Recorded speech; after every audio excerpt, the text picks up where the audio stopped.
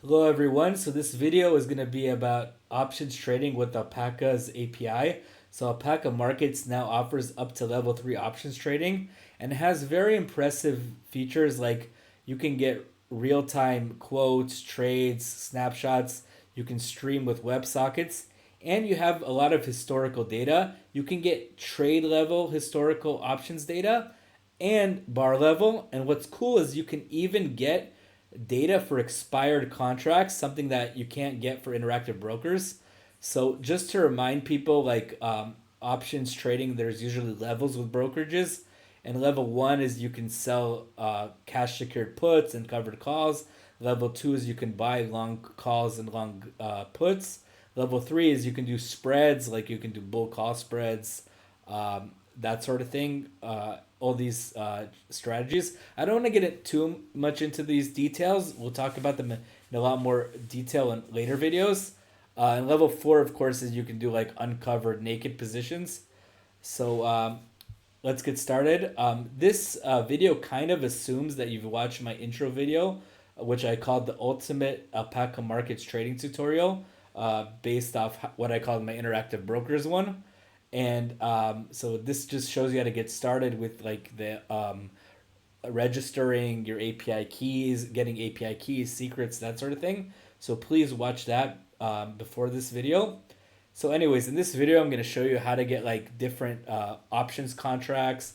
So like the options chain, how to get like specific option symbol if we want to get data for them, and the how to get real time and historical data, including the WebSocket streaming data, how to place orders. It's pretty much the same thing as in with stocks and crypto, except there's some limitations. Like for example, you can't do fractional things, and it doesn't support things like there's no support for things like bracket orders or advanced orders. I'm sure they'll get that soon, and then I'll show you how to exercise options.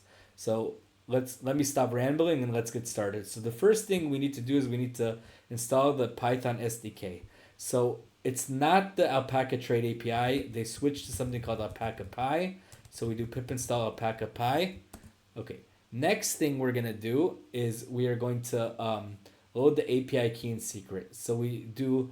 Remember last time we added the alpaca API key and secret here.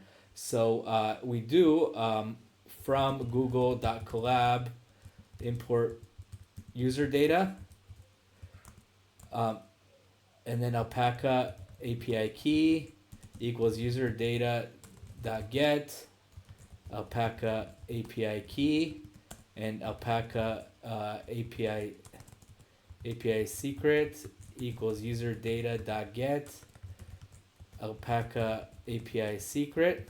Okay, so now I have my oops, I spelled it wrong. I have my API key and secret. Oops, user data. And now we need to connect to the paper trading client. So I do from alpaca dot trading dot client import trading client equals trading client alpaca API key alpaca API secret paper equals true. So now like in my other video, I want to define a helper class to view things as a data frame. So a lot of the responses from alpaca are like in a dict looking thing or a list of something that's a dict looking thing. So I just want to view these things as data frames. So I have this helper function to do that. So I'll show you this throughout this video, but just take this as code for now. So first things first, I want to show you how to get like account info related to options. So you can do trading client dot get account, and then as you see, you get this like dict looking thing.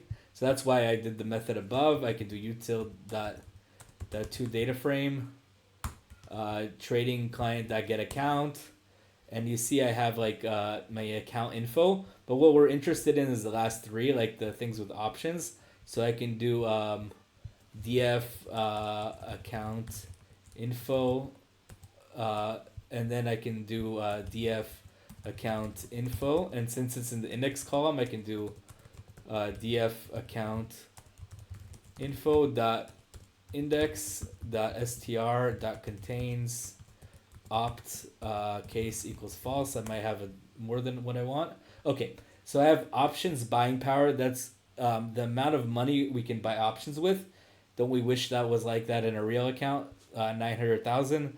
Options approved level, which basically means I'm approved in this account for up to level 3 options trading, and options trading level is level 2. So what this means is I restricted it to level 2, so I can't do level 3, I can't do spreads, but I've been approved for level 3. So usually you can change the trading level, but the approved level, the broker, you have to get approval and you have to basically apply for that. They ask you all these SEC type questions and stuff like that. I'm no expert, but I don't want to get into too much detail. Just know that this info exists. So the first thing I want, and by the way, this also exists in your dashboard. So if you go to account or home or whatever, oops, sorry, it always freezes when I try to show people the dashboard. I think I know why it's freezing because I'm running something huge in the background. So as you see, these are my positions and stuff. And also I have, so if I look at account, I have configure,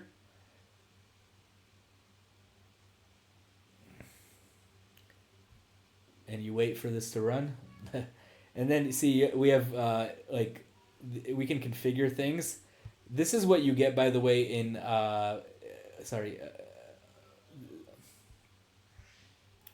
anyways, I don't want to get into too much detail, but you can change your configuration.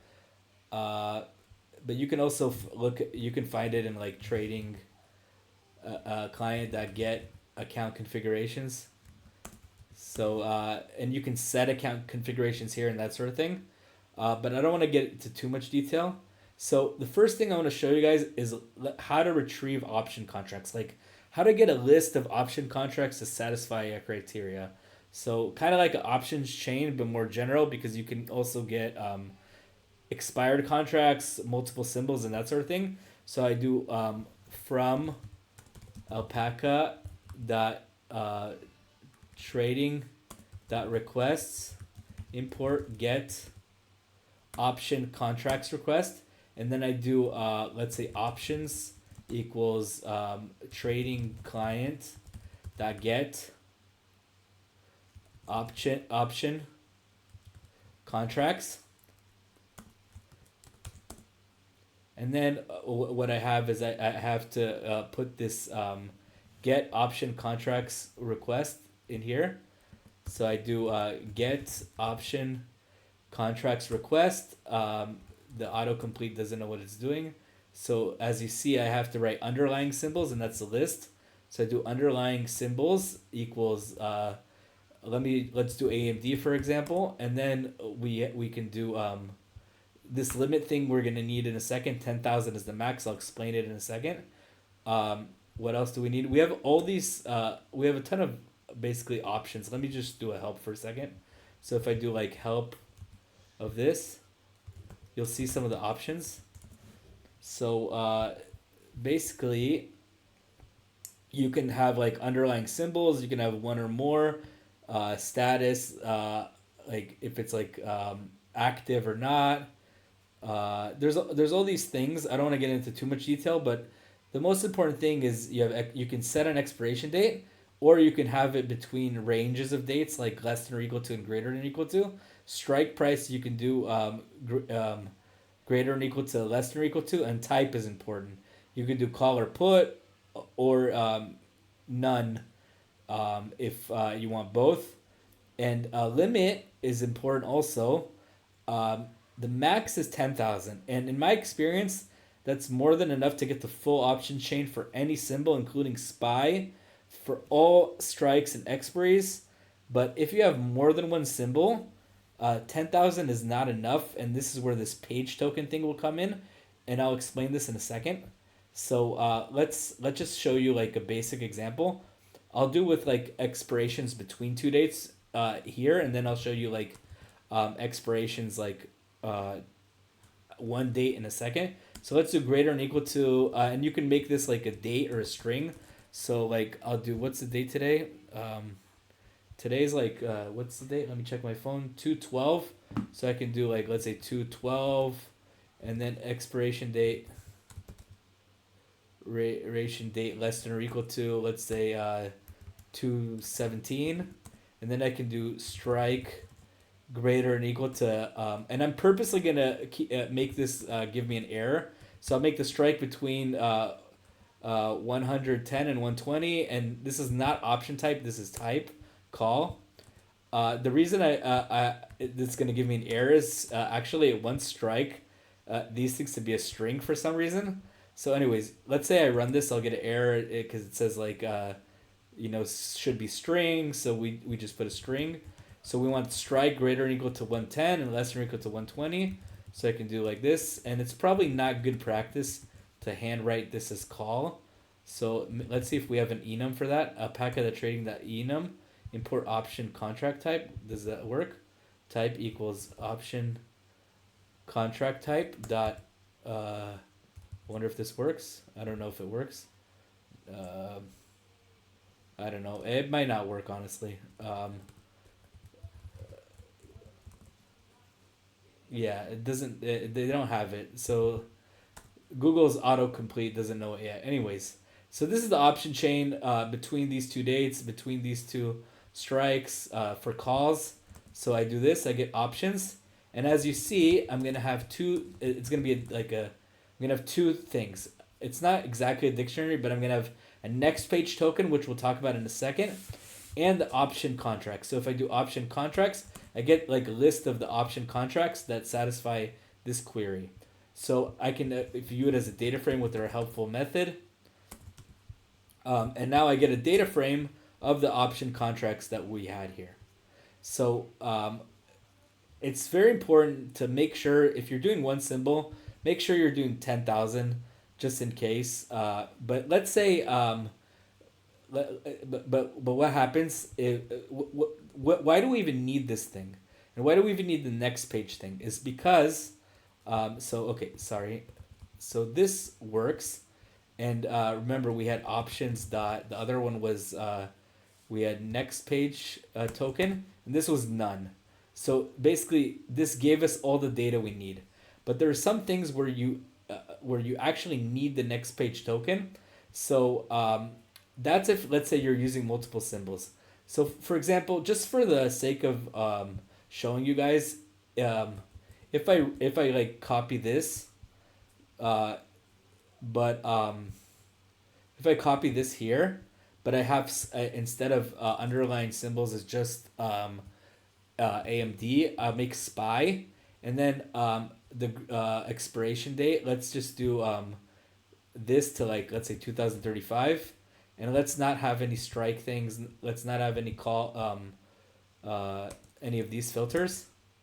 So as you see, if I do now as a data frame, I do like util.toDataFrame, options contract, that shape, I get 9,064. So I still fit pretty much all the options contracts with this 10,000 limit.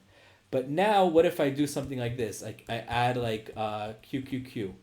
Now what do I get? I only get 10,000. So obviously I'm missing some contracts. So that's where the next page token comes in. So like in this case, for example, if you do option next page token, it won't be none, right? So that's why what happens is in a situation like this, you're gonna have to you have to do something like this. You're gonna have to do like while options next page token is not none to like add to this. So I can call this options. I can call this options here, but I can actually call this let's say I call it option contracts, and then I can store the initial results as options option contracts. So I have now these option contracts, and now I'm gonna have to use the next page token. So I get next page token here, So I do while options dot next page token is not none. I can do this exact query again, and we'll clean this up in a second. But just to give you intuition. So we run this query here, and each time we're gonna basically add it to our option contracts list. Acts. And usually you don't have to worry about this because, like I said, you probably only will look at one symbol at a time. But if you are looking at multiple symbols, you can do something like this. And here I keep extending it each time I call it. So sorry, it's like here. So, and then once you have no next page, you're done. So like here, it's only gonna be one thing needed. But if I had like 100, if I had like the whole universe of symbols, you can imagine that it'll have more things. So what did I do wrong here that it's taking forever? So is not none. I do options equals, oh sorry, you have to have next page token equals options dot next page token, and now the indent is wrong. So 1 second. Why is this indent wrong? Is this better? So this is how I can get all the options contracts. And I did something wrong, I guess, because it's not working. What did I do wrong?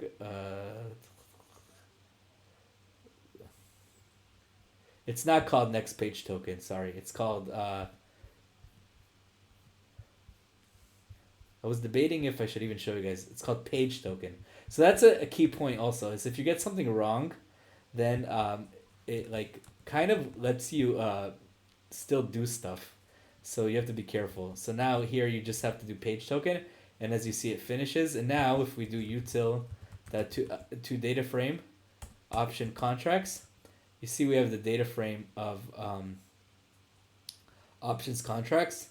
Oh, and I have way more than I need because I messed up. So let's just, sorry, this has gone a little bit disorganized, but so the whole thing would look something like this. It would look like you do the initial pass, and then you do page token is whatever you get here, and you keep extending, so you keep adding the list of contracts to the contracts you already have, and then at the end you can make it a data frame. So let's see if this works. So I can do now like this, and now let's do dot shape, and you'll see I'll get something more than 10,000, so like 15,000, and now I have all the SPY and QQQ ones. So yeah, so that was a little bit of a mess, and to be honest, like if you're just doing one symbol, I don't see the need for this next page token stuff, except but make sure you have limit as 10,000, because even SPY, which I think has the most option contracts, has less than 10,000. Okay. But so now I do want to create like a function to get like a single options chain for a single symbol as a pandas data frame. And I'm going to actually just make my life easier and copy what I wrote previously. So I'm going to just basically, I'm going to call this function like this. So anyways, the idea is this video is like a boring video, but it's like a getting started type video, just to make us a little bit more, just to get like the main stuff out of the way, so then we can do more exciting videos. So please like and subscribe for the future more exciting videos. So this options chain, we're gonna have just one underlying symbol. Expiration date, you can either do greater than equal to or less than or equal to, or you can set the expiration date itself. Strike price greater than equal to or less than or equal to, and then contract type none, but you can do call or put. And then I did it here, I made it like it makes it a string for the strikes, otherwise none if you don't have it. And then I just wrote, instead of type, I wrote contract type because I don't like the color here. I did a limit as 10,000. I did the method here of like using the next page token. So while you still have one, keep adding contracts. But as we mentioned earlier, for one symbol, you don't really need it at the moment. if SPY starts adding way more options contracts, you might need it, but you only need it if you have like more than one symbol. But anyways, you get the list of option contracts here with the options dot option contracts, and then each time you start with the page token you left off, and then you extend the list by adding the new option contracts, and then you return it as a data frame. So like you can now try this method. So we can do like get options chain. Let's do, for example, get options chain underline equals AMD, expiration date greater or equal to this, uh, less than or equal to this, strike price greater or equal to 110, less than or equal to 120, contract type is call. Let's see if this works. And you see we get the options chain. So let's actually make the font a little smaller because I want to show you what comes out here. So what comes out here is, you notice you have like a symbol, and the symbol is very important because when you're going to get market data or make an order and that sort of thing, you get it with the symbol. But so you have the symbol. You have if the contract's active or not. The type is contract type dot call. So I guess we could have used the enum with contract type. So all these important things like expiration, but I want to highlight open interest is interesting because you have open interest and you have the closing price of that on this date. Open interest is interesting in case you want to calculate like put call ratio open interest, or something like calculating max pain, and I have an upcoming video on that. So this is how the option chain looks like. You have like the of course the symbol, which is very important for getting the market data and making orders, and you have open interest. You have of course the strike and the expiration. Okay, so now that we have this, I want to create a function to get this specific symbol because it's not like a consistent pattern. Like there's stocks like Mullen, for example, have weird options that don't fit like a pattern like AMD. So I want to just like have a function that just gets this pattern. So to do that, I'm gonna call the function. I'm gonna call it def get option symbol, and then I'm gonna have underlying symbol, and then you give it a strike and an expiry. So maybe we'll do expiry before strike, and a contract type. So all this function I want to do it as just a helper function that'll get me this string so I can use it later. So we're gonna actually use the function we just created here. So I'll do get options chain like this. And remember, we do have an option to do the expiration date without greater than equal to, so we'll do an exact date. So I'll call it expiration date equals expiry. But for strike, we don't have that option. So so I'll do underlying symbol equals underlying symbol. And then I'll do strike price greater than equal to strike, sorry. And then strike price less than or equal to strike, because there is no option, just says strike price equals that. And then contract type equals contract type. So let's see if this thing works. Let's try a few examples. And this gives me a data frame. So let's do a few things. Number one, let's first, you know what, we can assert contract type in, and remember there was this thing, we should have used the enum. So it was contract type dot call and contract type dot put. Okay, so I can do something like from, and I guess this notebook got a little out of control, but from, I'll post it anyway because I want to get to more interesting stuff. So from alpaca dot trading dot enums import contract type. So let's assert that the contract type is in contract. I guess we'll get an error if it doesn't work. Dot call. So this might actually not be needed. because you get an error if you write the anyways, you know, actually this is not needed, but okay, whatever. It's good practice, I guess, to do asserts. And then we get the options chain. So I'll call this df options chain. And then this should only give us one value. So let me make sure it gives us one value. So I'll do assert. Now assert is useful.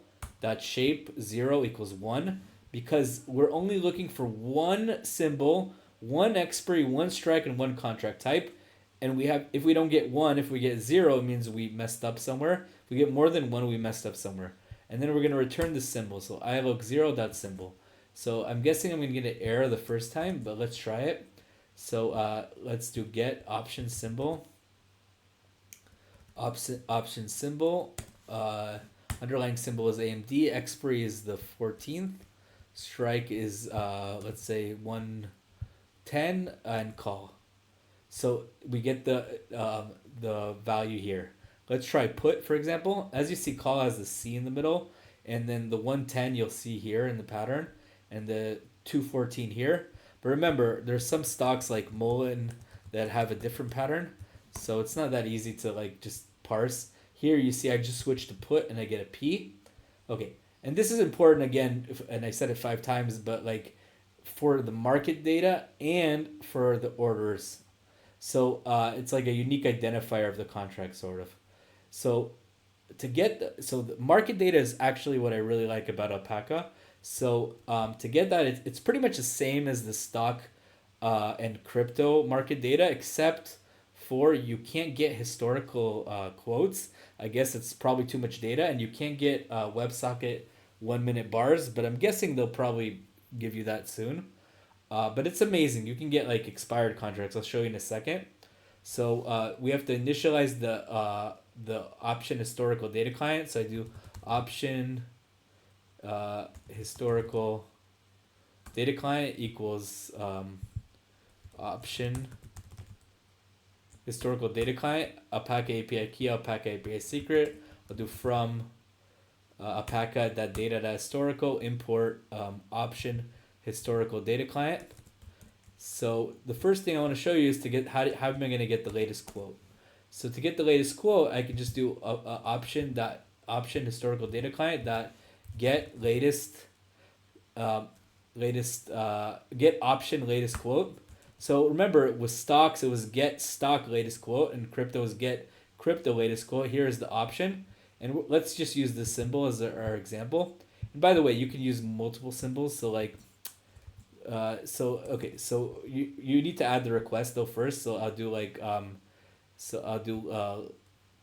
latest, what is it called, option latest quote request, and then I do a symbol or symbols equals this nice autocomplete, and then I'll do from alpaca.data.request import option latest quote request. So you see I get the latest quote, I get the symbol, and I get the ask price, bid price, ask size, latest quote. I can also have multiple symbols, so let's just show that example. I'll just add a put in there. So I'll do, instead of C, I'll just do P. So now you see I have the multiple symbols like this, latest quote. Latest trade is the same thing except latest trade request. So I'll do latest trade request, and then get latest trade. So this is quotes. With options, it's not like stocks. A lot of times you don't have, if you can't use latest trade as the current price, because there's not volume every second like stocks. So this is why quotes are so important here, and you can get the midpoint by doing like the bid plus the ask divided by 2. But for the latest trade, if you want to see actual trades, do option latest trade request, and then look, I have 2 symbols here. Let's see if this works. Get option latest trade. So as you see, I have the latest trade, you have the price, the size, the symbol for both symbols, and you have like the exchanges and that sort of thing, timestamp. You can also combine them together with snapshots. So you can do from alpaca.data.request import option snapshot request, and you can get option snapshot request. So here you get like more things. You're gonna get now Greeks, which is pretty cool. Implied vol, latest quote, latest trade. So you get all the stuff above plus Greeks for free, and implied volatility for free.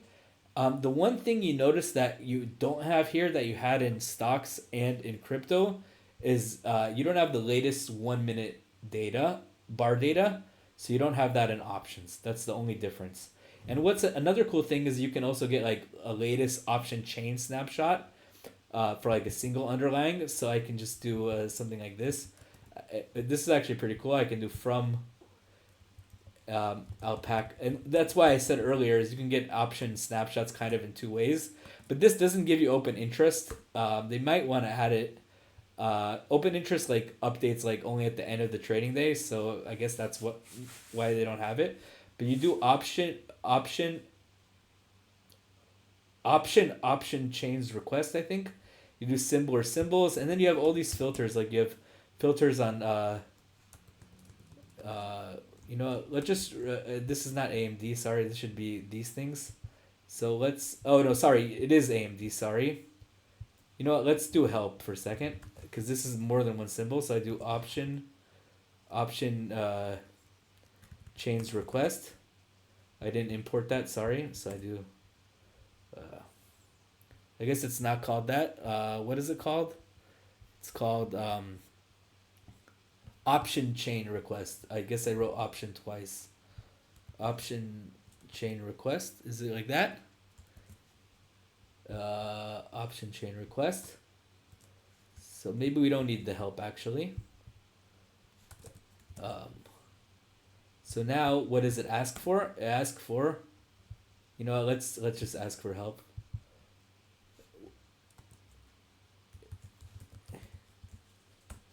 Okay, so what does it want? It wants similar to the above where we got the get option contracts. It wants expiration date, strike greater than equal to less than or equal to type. Very similar, honestly. So let's just do AMD here. So I'm gonna do underlying. Oh, you can, but here you can only do one symbol. So underlying symbol is AMD, like this. And what's cool now is I have now, let me just run it. I'll call this like options chain snapshot. So now I have like a snapshot for everything in the options chain. Oh, it's not get options chain. Damn, this autocomplete sucks. Get option chain like this. So now you get the full option chain. So like if you look here, if I do option, first of all, I can do type options chain snapshot. You'll see I get a dict, and if I do the keys, you'll see the keys are the individual contracts, all these AMD contracts, and the values we can just look at one value, for example. It's just a snapshot of this. So that's cool because it gives you all of this at once. So I can do like this. And you see I get the Greeks, implied vol, latest quote, latest trade in the symbol. So that's cool. It's like instead of just getting one thing here with the snapshot, with even less work because you just have to write AMD, you get the full options chain. Like for each contract in the options chain, you get the snapshot. And of course, I showed you can filter on strikes and expirations. But anyways, that's the options chain snapshot. Historical data is what's fun. So exactly like in the stocks and crypto, you can get historical bar, and you can also get trade level data. You can't get quotes, and I understand why. It's probably just way too much data. So I can do from alpaca.data from alpaca.data.requests import option bar request. So for historical bar data, we can do something like option historical data client that get option bars. So like with stocks, it was get stock bars. Here it's get option bars, and then we need the option bar request, and we write Damn, I probably need to redo this. I'm all over the place, but I really want to get to my next videos. That's why I'm rushing. Time frame dot day. Let's say we want daily data, and then you can do start and end between two timestamps. We can just do start equals, let's say 2025 0101, and end we can do equals 2025 0214. So now we get the historical data between these two timestamps. And remember, .df makes you view it as a data frame, so we'll do that. Time frame we need to import, so I do from alpaca.data.timeframe import timeframe. So you see now I have daily data for these two symbols, the call and the put here, and then I have like once a day data. We can of course, as in the stocks, we can have like 1 minute data, like that's the highest granularity. So I can do data time frame dot minute.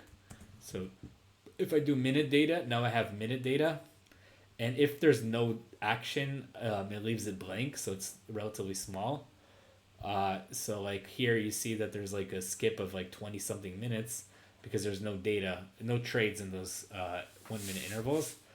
And what's cool now is you can get historical trade level data, which is pretty cool. So I can do from alpaca.data.request import option trades request, and we do option historical data client that get options trade request.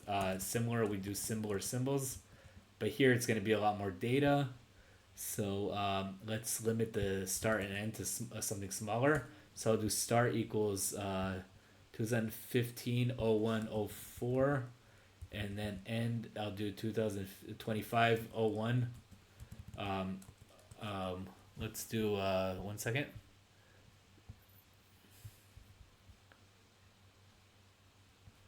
Let's do 0105 for example, because it's a lot less data than stocks, so this should be fine. So now I get all the historical trades, and then to view it as a data frame, I do .df. So like I have the request inside the get options trades, and then I view it as a data frame by doing .df. And as you see, there's no data. So let's do this. Why is there no data? Let's increase the range.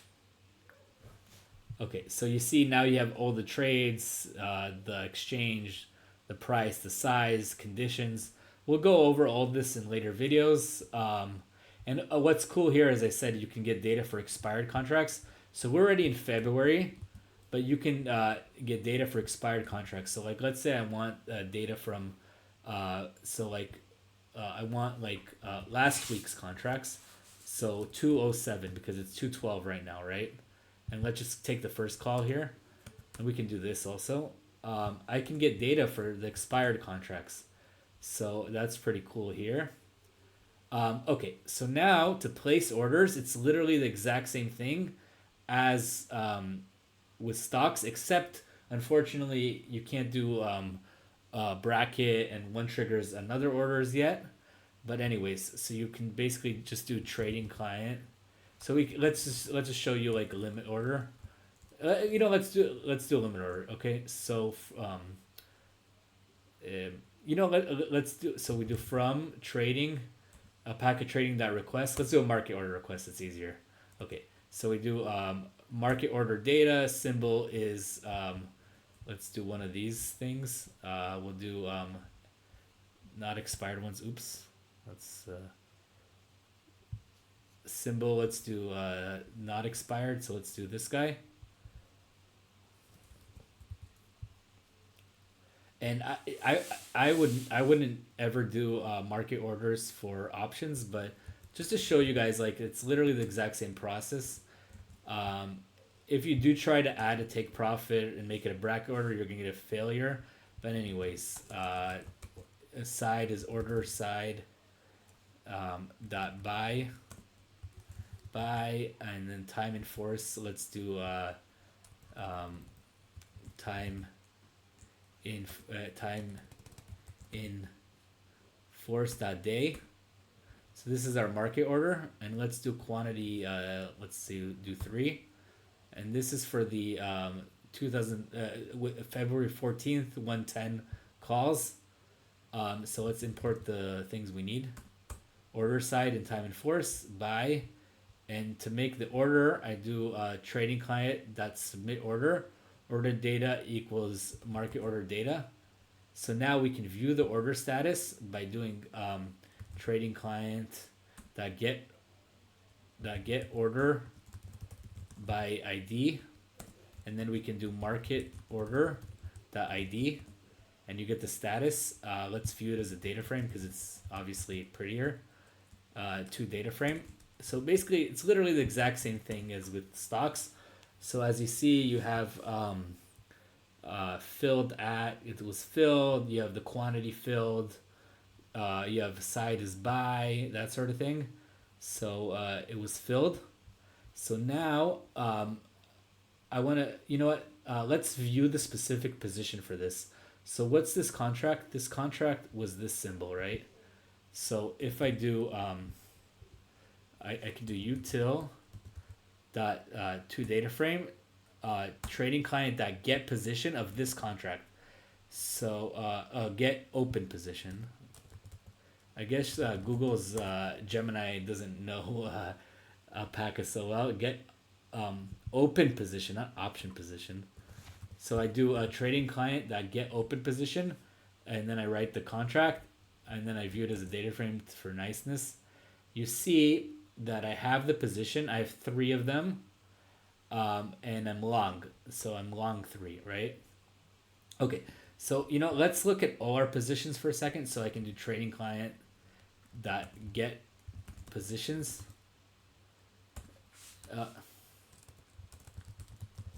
I'm gonna have to redo this video because I'm all over the place. Util dot to data frame. Trading client dot get open. Get positions. Get all positions? I guess it's get all positions. So as you see, I have 300 AMD, and I have a few option contracts. I'm long 3 of the call we just spoke about. So why don't we actually do this? Why don't we liquidate this AMD? So there's a way to liquidate. So you can do something like you can do trading client dot close position. I don't like this method because you close it at a price you don't want, but let's close the AMD position anyway. So I close the AMD position. So now if I and it was like this, just to remind you. So now if I look here, I'm gonna have no AMD. You see I have no symbol as AMD alone, right? Because I have a method to my madness. I have no AMD. And now I want to show you if I exercise this contract, this AMD call here, I'm going to end up with 300 AMD. Okay? So, and I mean, usually you wouldn't want to exercise early. You would wait till expiration unless you have like, let's say, put options that sometimes it's optimal to exercise early, or calls with dividends, or so the brokerage, those cases, it's optimal to exercise early in certain cases. But what happens is if your option's in the money, the brokerage usually will automatically, if it's in the money by 1 cent, it will automatically exercise for you. So like usually you don't have to worry about that. But another case I see where you want to exercise the option explicitly is, let's say your option is out of the money at expiration. So I had this with Tesla once and I lost a lot of money. So what happens is like Tesla, I had like, let's say a Tesla 150 call, right? And Tesla Friday was 149.8 at close. So it didn't auto exercise my call. But then Elon said robo-taxi is this date.